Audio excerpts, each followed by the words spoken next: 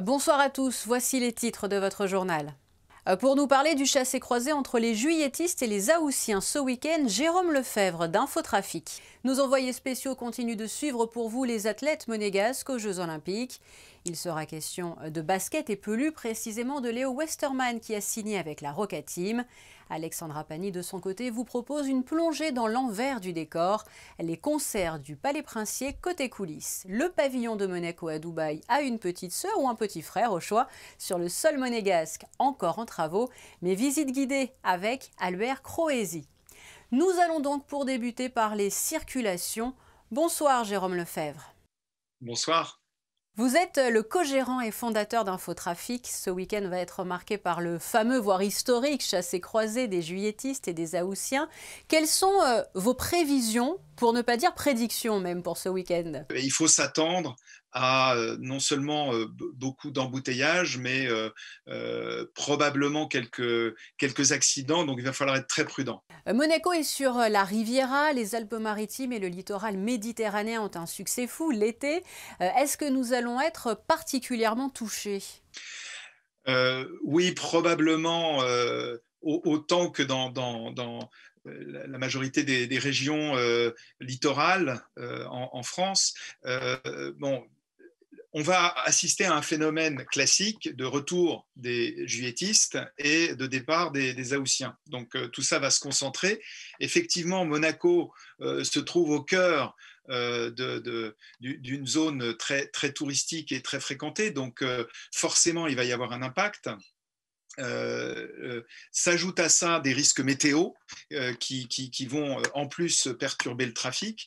Donc, clairement, toute la Côte d'Azur et toute la zone autour de Monaco va être impactée. Alors, si on rajoute à ça les retours de plage, toute la fréquentation habituelle dans cette période, oui, je crois qu'il faut penser éventuellement à des alternatives pour ce week-end.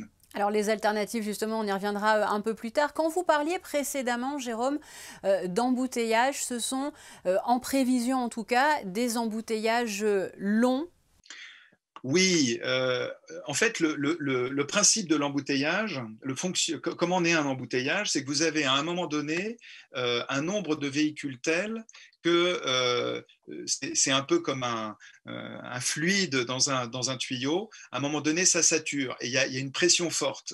Mais là, on ne peut pas accélérer le débit pour essayer d'évacuer tout ça. Donc, ça se condense et puis ça s'arrête. Et c'est pour ça qu'on appelle ça un bouchon. Donc là, on va assister à la fois dans les entrées d'axes d'autoroute, sur les voies secondaires, à un afflux beaucoup plus important.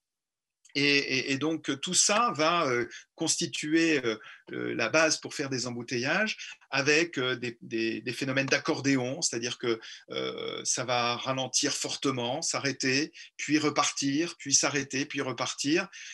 Idéalement, pour éviter ça, il faudrait que demain, tout le monde roule à 30-40 à l'heure, partout. Et là, on assisterait à quelque chose de plus fluide. Donc, on ne va pas éviter les saturations et les temps très longs dans la voiture demain. Est-ce que la crise sanitaire que nous vivons et ce qu'elle implique, le fait de partir moins loin, donc avec moins d'avions, a provoqué un accroissement du nombre de voitures sur les routes cet été? Oui, c'est ce qu'on a constaté déjà pendant tout le mois de juillet, c'est-à-dire que les Français ont privilégié des vacances en métropole. Alors, il reste toujours possible de prendre l'avion ou de prendre le train pour des destinations européennes, mais c'est vrai qu'on a assisté à un afflux vraiment beaucoup plus important sur les routes. On a déjà eu début juillet un record d'embouteillage sur le premier week-end et on l'a observé après. Donc, clairement, le Covid, les dernières mesures sanitaires en plus qui ont impacté les départs en avion, il y a eu des annulations, etc. Donc, on le voit, hein, tous les hébergements touristiques, que ce soit dans le sud ou dans l'ouest de la France, sont pleins à plus de 95%. Donc, forcément, oui, plus de présence en France, donc plus de véhicules et plus d'embouteillages. Des petits conseils pour finir peut-être de dernière minute à l'attention des téléspectateurs, ne pas partir trop tard peut-être? Je crois que quel que soit l'horaire, de toute façon, il faut partir du principe que ça va être long. Alors, plutôt que se dire ça va être très long, ben, on va prendre notre temps. Donc, vraiment, le premier conseil, c'est prenez votre temps. Soyez patient, vous arriverez quand vous pourrez, mais voilà. Empruntez les petites routes, évitez les grands axes. Oui, vous aurez le sentiment de prendre plus de temps, mais entre passer 4 heures dans un embouteillage pour faire 100 km et 4 heures par des petites routes où vous allez traverser des petits villages, c'est beaucoup mieux. Faites des pauses régulières. Et puis un conseil de base, c'est regarder sur une carte du trafic, que ce soit infotrafic.com ou toute autre application, l'état du trafic. Et avant d'aller vous engager sur un axe complètement saturé, rouge, noir, eh ben, vous pouvez peut-être prendre des trajets alternatifs, faire des détours. Vous savez, les détours dans le sud de la France, c'est souvent un bonheur. Et c'est des beaux paysages. Jérôme Lefebvre, merci beaucoup et j'ai presque envie de vous dire eh bien bonne route. Merci Sandrine et bonne route à tous. Et vous l'avez dit, il faut bien sûr penser à faire des pauses, surtout si vous partez pour un long trajet. Passons à présent au premier point info avec vous Julia. Bonsoir. Bonsoir Sandrine, bonsoir à toutes et à tous. C'est encore et toujours un appel à la vigilance suite à la recrudescence de l'épidémie de Covid-19. Vous le disiez avec votre invité, beaucoup de monde part en vacances et se déplace sur tout le territoire. Il est donc essentiel de se faire tester au retour d'un séjour à l'étranger. L'objectif, Sandrine, est de briser immédiatement toute éventuelle chaîne de contamination. Il est possible de briser cette chaîne de contamination grâce également aux tests sérologiques, Julia. Oui, une simple prise de sang permet de savoir si vous avez été infecté par le virus et si c'est le cas, où en sont vos anticorps et donc votre niveau de protection au virus. Grâce aux différents résultats collectés par les autorités sanitaires, il sera possible d'établir de manière fiable une surveillance épidémiologique de la principauté. Le pass sanitaire obligatoire pour tous à Monaco dès le 23 août. Le gouvernement princier a annoncé élargir l'obligation de présenter un pass sanitaire pour accéder aux bars et aux restaurants du pays à l'ensemble des Monégasques, résidents et salariés, à compter, c'est vrai, du lundi 23 août. La vaccination gratuite s'est, elle, étendue à un plus large panel de population, Julia. Après l'avoir ouverte aux salariés non résidents de plus de 50 ans, le gouvernement princier élargit la vaccination gratuite aux assurés sociaux des régimes monégasques âgés de 40 ans et plus.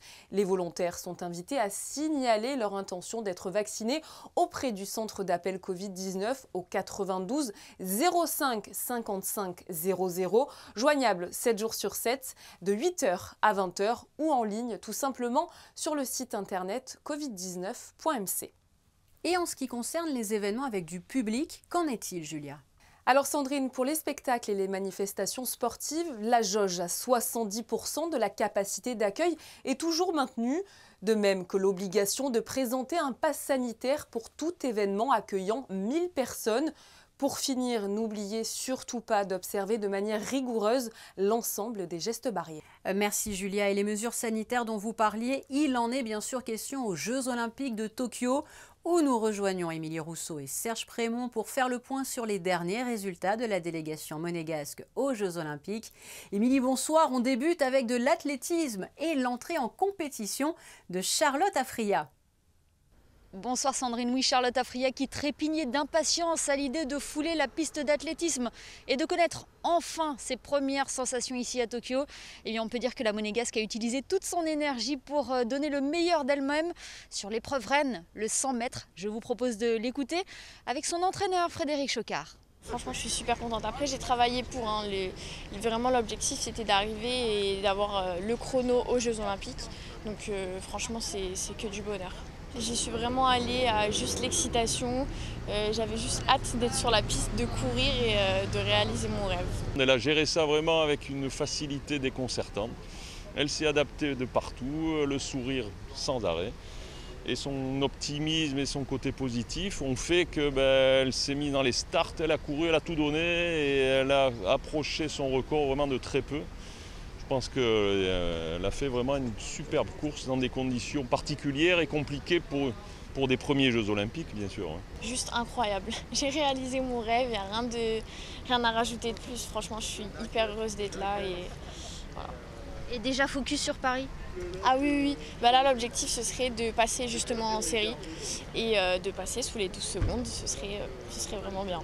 La pétillante Charlotte Afriya qui a donc encore de l'énergie à revendre. Un mot à présent de la superbe finale de Quentin Antonielli en aviron, Émilie. Superbe, c'est le mot, Sandrine. Après un finish au suspense, le rameur rouge et blanc a fini 3e de la finale C, synonyme d'une belle 15e place. Nous avons rencontré Quentin Antonielli et son entraîneur Daniel Fauché au village olympique. Le bilan après est positif, j'ai l'impression d'avoir très bien travaillé et progressé sur le plan personnel, technique, mental et physique aussi depuis que je fais du skiff. J'ai l'impression de vraiment avoir pris un cran entre Varèse et maintenant, donc je suis vraiment content. C'est effectivement un objectif atteint, peut-être un peu mieux que ce qu'on pensait.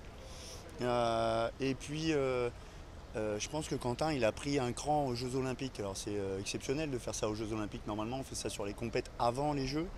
Là il l'a fait sur les courses olympiques. Et puis sa dernière course, j'en parlais cet après-midi avec un collègue justement. Sa dernière course, je pense que depuis que je suis avec lui et depuis qu'il est à Monaco, c'est sa meilleure. C'est-à-dire qu'il réalise en finale C des Jeux sa meilleure perf. Donc c'est exceptionnel de faire ça le jour J. Et pour être complet sur les résultats de la délégation monégasque, Théo Druhen a débuté sa compétition aujourd'hui dans les bassins du centre aquatique de Tokyo.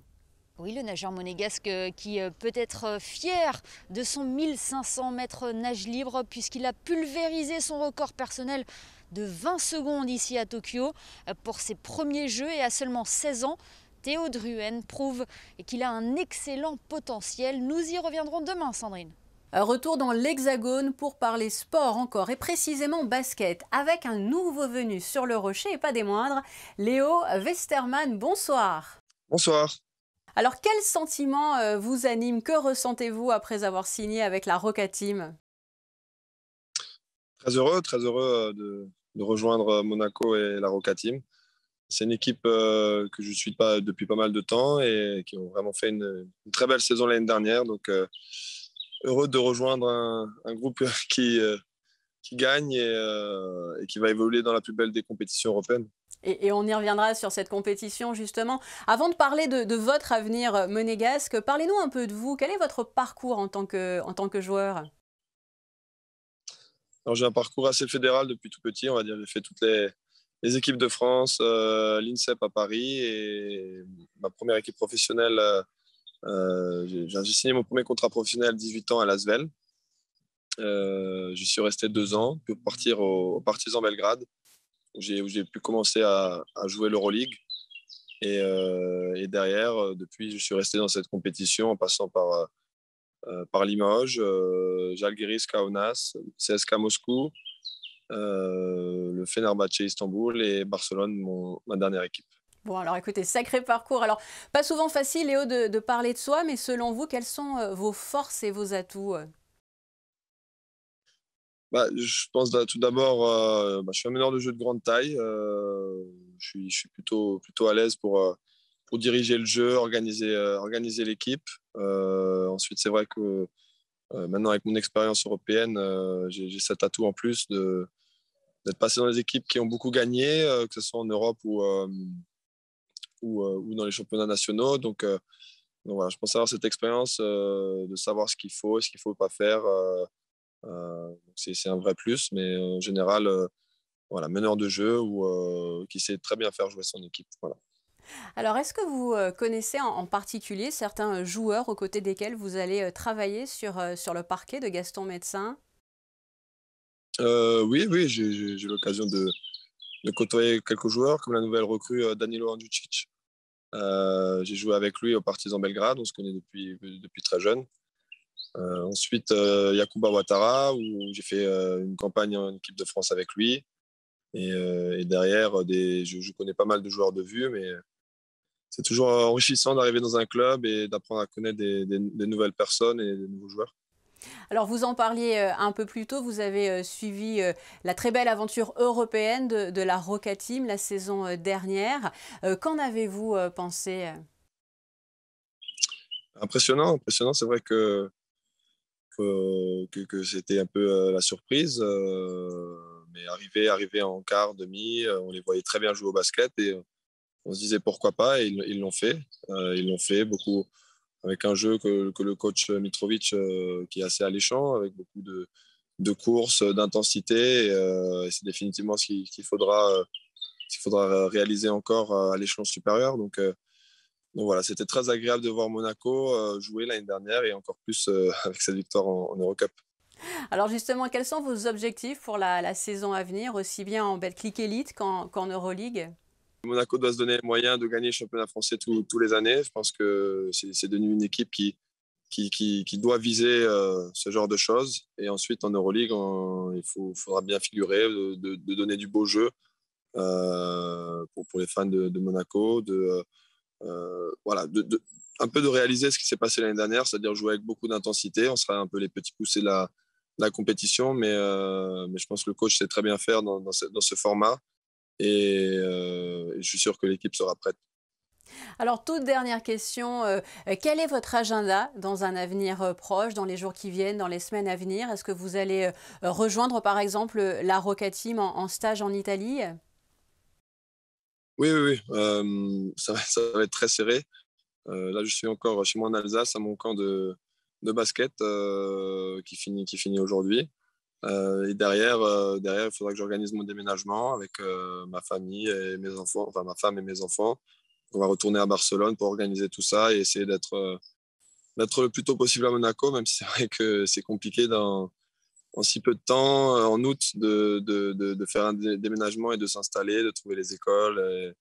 Mais bon, on commence à avoir l'habitude, on va dire. Bon, écoutez, merci beaucoup et nous suivrons bien évidemment ce stage en Italie et tous les matchs de la Roca Team. Merci encore Léo et à bientôt. Merci à vous, merci beaucoup, au revoir. Après une version réduite l'an passé, la cour d'honneur du Palais Princier reçoit de nouveau les musiciens de l'Orchestre Philharmonique de Monte-Carlo pour 6 soirées d'été prestigieuses. Mais pour qu'un tel événement puisse se dérouler sans encombre, des petites mains travaillent dans l'ombre. Alexandra Pani vous emmène dans les coulisses de ces emblématiques concerts du Palais Princier. Les portes de la cour d'honneur ne s'ouvrent que pour de rares occasions. Les concerts au Palais Princier offrent une porte d'entrée au grand public dans ce lieu mémorable empreint de l'histoire des Grimaldi. L'idée de ces concerts en plein air est née en 1959. Depuis, l'Orchestre Philharmonique de Monte-Carlo investit les lieux pour 6 concerts durant les mois de juillet et août. Mais avant l'arrivée sur scène des musiciens, tout doit être parfaitement orchestré. De l'installation à l'aménagement, tout est régi par ces hommes et femmes de l'ombre. Patrick, le directeur technique de l'OPMC, foule cette scène depuis 32 ans. Alors on s'adapte au lieu, bien évidemment. Ici, l'acoustique est différente qu'à l'auditorium. Et puis, il faut prendre en compte les caprices de la météo aussi. Pour chaque concert, on doit mettre le set de chaises, pupitres et tous les instruments qui sont en rapport avec l'œuvre jouée, percussion, piano éventuellement. Ce soir on n'a pas de piano, mais sinon il y a des pianos, percussion, harpe, tout le matériel d'orchestre, plus la musique. Il y a une disposition qui est plus ou moins classique. Donc on a le quatuor en bas, et après les vents et les cuivres qui sont derrière, suivi de la percussion. Donc ça c'est le plan à peu près classique d'un orchestre. Chaises au pied coupé pour s'adapter à la configuration du lieu, pupitres parfaitement alignés et mise en place des coussins pour rendre la soirée encore plus agréable. Un travail conjoint des équipes de l'Orchestre Philharmonique et du Palais Princier. Ces concerts ont été voulus par le prince Régnier III. Les services du palais étaient dès le départ chargés de l'organisation des concerts, la gestion du public, l'entrée, les chaises, la scène ou encore les lumières. 15 jours avant le premier concert, on installe toute la cour d'honneur, donc toutes les chaises, le podium, les jardinières. Donc on installe la salle complètement pour les concerts. Que ce soit les menuisiers, les serruriers, les peintres, ça peut être n'importe quel atelier. C'est une équipe de 8 personnes pendant 2 semaines qui mettent en place tout ça on va dire, en plus de leur travail habituel, quoi. Le jour J, donc après on a des placeurs, donc il y a une quinzaine de placeurs. Donc ça aussi c'est tous les corps de métier du palais, que ce soit aussi les lingères, aussi la maintenance. Donc il y a une quinzaine de placeurs qui, donc, quand ils arrivent, ils mettent les coussins en place. Et ensuite, ils se changent et ils attendent le public pour les placer individuellement. Là, on recule parce qu'on va se mettre en place pour la première pièce qui demande à ce que l'orchestre soit reculé pour pouvoir mettre le quatuor autour du chef. Une mise en place qui demande une grande précision. Une vingtaine de personnes s'agitent ainsi en coulisses, à l'abri des regards, des petites mains et des gros bras, sans qui la féerie de ces concerts d'été ne pourrait voir le jour dans cet écrin de la cour d'honneur.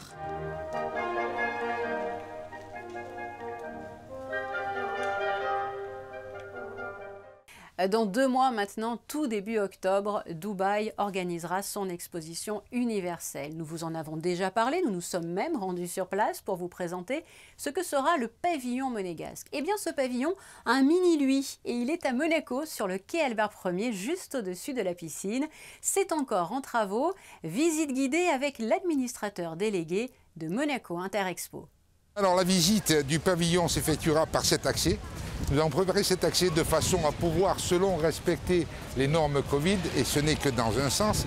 Sur la rambarde qui est ici à droite, nous aurons 3 écrans qui retransmettront en direct les infos de Dubaï, entrée et sortie du visiteur, combien produit de courant, une retransmission des événements que nous avons organisés à Dubaï. De la même manière, il y aura des casques pour pouvoir faire la visite guidée de l'expo. Nous ambitionnons de recevoir les 260 classes d'élèves de la Principauté de Monaco qui, tour à tour, viendront pour visiter le mini-pavillon. Et dans ce mini-pavillon, nous retrouvons le banc interactif. Voilà, je vais vous montrer comment est-ce que c'est organisé. Pardonnez-nous, mais nous sommes en plein travaux de montage. Voilà, ce banc interactif sera situé précisément ici. Les résidents, les monégasques, s'assiéront et pourront discuter avec des visiteurs de l'Expo de Dubaï, lesquels auront en vision de fond cette image de la Principauté de Monaco en direct live. Et les monégasques verront, eux, les Dubaïotes avec un fond à Dubaï, en image direct live également. Dans ce mini-pavillon, on pourra également s'essayer aux jumeaux numériques, outil mis au point et développé par la SMEG avec Xtended Monaco, qui permet de gérer à terme et de diminuer la consommation électrique selon les quartiers de la ville avec des informations plus que précises. Voilà, globalement, ce mini-pavillon sera destiné à recevoir 4 à 6 personnes à la fois, grand maximum. Mais sur les 6 mois de l'expo, nous ambitionnons d'arriver à faire découvrir ce qui est une exposition universelle à un maximum de monégasques qui n'auront pas pu gagner. Ce mini-pavillon sera quasiment terminé la semaine prochaine et totalement finalisé à la fin du Yacht Show pour être opérationnel le 7 octobre. Place à présent à ce nouveau point et une information trafic, Julia, pour commencer. En raison de travaux, l'accès au quartier de Fontvieille via le tunnel et l'avenue de Fontvieille sera fermé 2 jours et 2 nuits du 1er au 31 août. Le sens montant sera lui maintenu.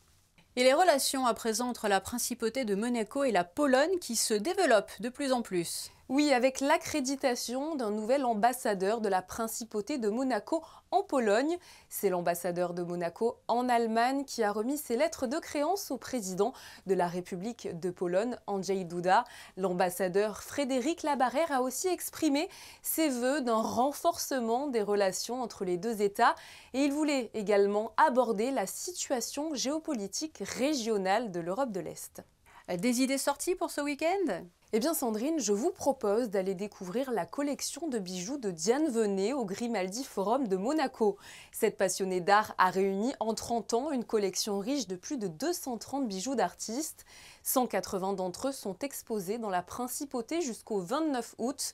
De Picasso en passant par Franck Stella ou encore Louise Bourgeois, des artistes modernes et contemporains, internationaux et français sont représentés dans cette collection. Je vous rappelle que le Grimaldi Forum est ouvert tous les jours de 10h à 20h. Et pourquoi pas, Julia, faire ce week-end un petit tour dans le secret des collections de bandes dessinées ? Très bonne idée Sandrine. Pour cela, il faut se rendre au NMNM et découvrir l'exposition Marginalia. Cette dernière s'intéresse à la bande dessinée. Tout le monde en a déjà vu, mais finalement, peu connaissent vraiment cet art jeune, né en même temps que le cinéma. Vous pourrez ainsi découvrir les œuvres de plus de 90 artistes parmi les plus grands noms du 9e art. À savoir que les Marginalia sont de petits dessins qu'on trouvait au Moyen-Âge dans la marge des manuscrits, souvent profanes, parfois drôlatiques, toujours fascinants. Ils entretiennent un dialogue avec les textes qu'ils éclairent, expliquent ou critiquent. Bref, vous ne resterez pas insensible face à tous ces dessins. Alors depuis le 25 juin, la ville de Monaco propose des séances de cinéma sous les étoiles avec en prime le plus grand écran géant d'Europe. 2 films sympas à voir ce soir et demain, Julia ? Oui Sandrine, avec à l'affiche à 21h30 le film Spirale, l'héritage de Sceaux. Il s'agit là d'un film d'horreur interdit aux moins de 16 ans et diffusé en version originale.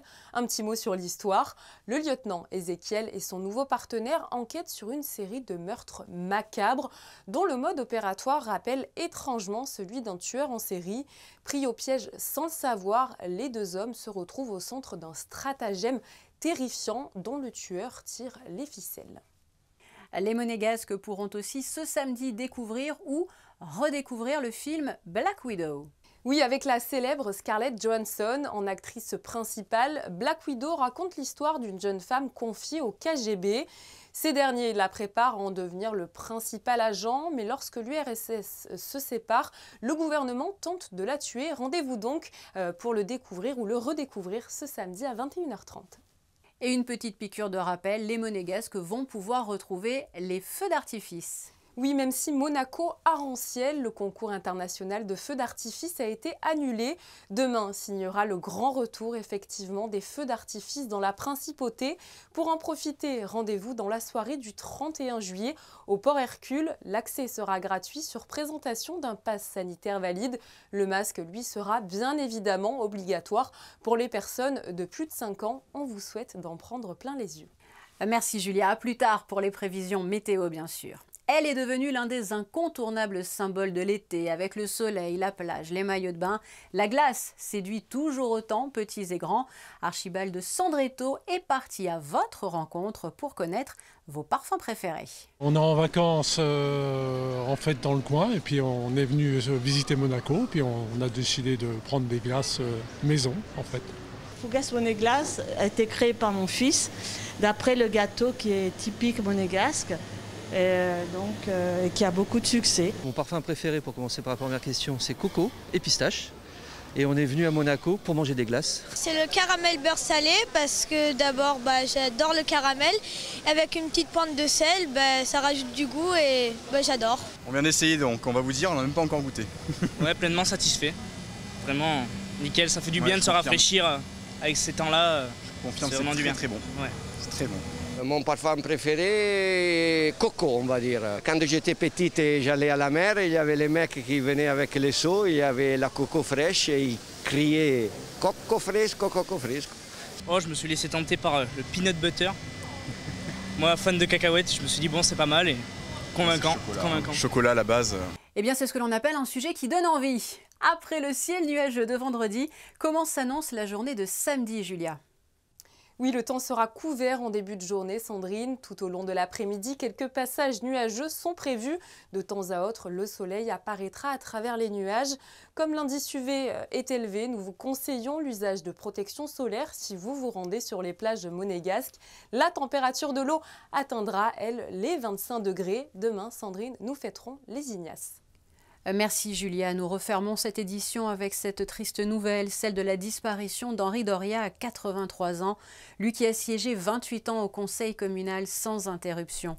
Le maire et l'ensemble des élus lui rendront hommage le 17 août. La rédaction de Monaco Info présente bien sûr ses condoléances à ses proches. Quittons-nous d'ailleurs avec ces photos autour d'un lieu qu'il affectionnait tout particulièrement, le marché de la Condamine situé place d'Armes. Merci de nous avoir suivis. À samedi 19h.